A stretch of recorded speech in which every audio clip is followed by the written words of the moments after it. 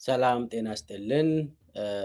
አጭር ሰበር ዜና ስለደረሰኝ ነው የመጣሁት። ዛሬ የደረሰኝ መረጃ እህቴ ደንቦቤ ሚደጋ ገመችው የምትባል 12ኛ ክፍል ተማሪ የሆነችው እንደታሰረች ነው የሰማሁት።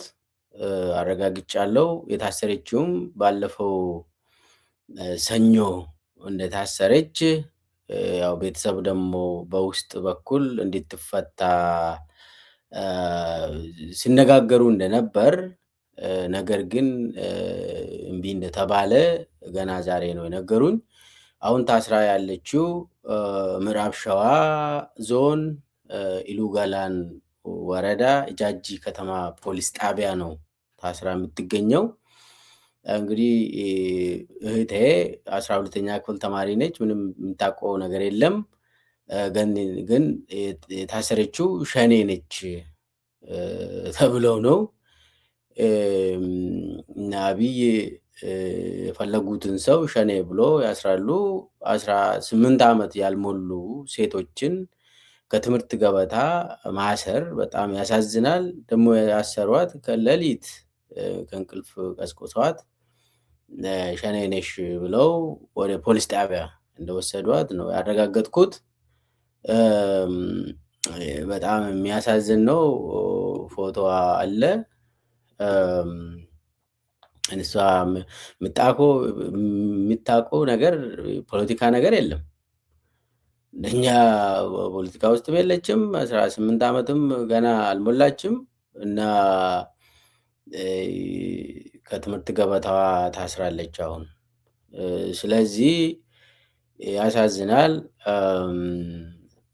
ዝም ብሎ ልጃገረዶች ማሰር እንግዲህ ዛሬ ሰው እንኳን አደረሰ እንኳን አደረሰሽ ነው የሚባባለው። እሷ ስትጾም የነበረችው በጣም በሃይማኖቷም ሲሪየስ የሆነች ነች። በፋሲካ ዕለት እንግዲህ እስር ቤት ነው የምታሳልፈው። የሚያሳዝን ነው። እንግዲህ ያው እዛው ባለችበት እንኳን አደረሰሽ ማለት ፈልጋለሁ። እኔ የምለው ምንም ያጠፋችው ነገር የለም። ያው በአብይ ዘመን ሰው አጥፍቶ ሳይሆን ዝም ብሎ ይታሰራል። ለቂምም ያስራሉ፣ ይገላሉ። የታወቀ ነገር ነው። ነገር ግን ይሄ መታወቅ ስላለበት ነው። ሁሉም ሰው ማወቅ አለበት ብዬ ስላመንኩ ነው። ያው ቤተሰብም አውቆ ነው ደብቆ ከሰኞ ዕለት ከታሰረች ያው በውስጥ መስመር ሲነጋገሩ እንደቆዩ እና እንዳልተቻለ ነው እንግዲህ ባለኝ መረጃ። አሁንም ያለ የኔ ምክር ፍቷት። የምታውቀው ነገር የለም። እሷ እንደኔ ፖለቲከኛ አይደለችም፣ እንደናንተም ፖለቲከኛ አይደለችም እና ከትምህርት ገበታዋ መታሰር የለባትም። ያው የወደቀ ትምህርትም ቢሆን እዛ አካባቢ ያው በጦርነት አካባቢ ነው። ነገር ግን ለፍታለች፣ እየተማረች ነው። ብዙ ፈተና እንዳለፋት ሰምቻለሁ። ዝም ብላችሁ ፖሊስ ጣቢያ አስራችሁ ማስቀመጥ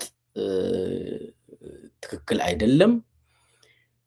በየትኛውም መስፈርት ሸኔ ነች ብላችሁ የምታስሩ አያስኬድም። እቺ ይታ አሁን ምንም ሸኔ እንደው ያው በአካባቢ ስለሚንቀሳቀሱ ልታቅ ትችላለች። ከዛ ውጪ ግን ምንም እኔ በደንብ አውቃታለሁ። ፖለቲካ ራሱ ውስጥ የለችም፣ እሷ አትወድም እና ፍቷት ማለት ፈልጋለሁ። ያው ዞሮ ዞሮ ህዝቡ ይህንን ማወቅ አስፈላጊ ነው።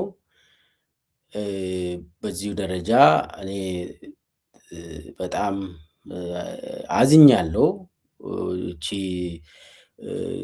እህቴ በበዓል ቀን 2 ወር የጾመች አሁን በፋሲካ ዕለት እስር ቤት ማሳለፏ በጣም ይሰማኛል።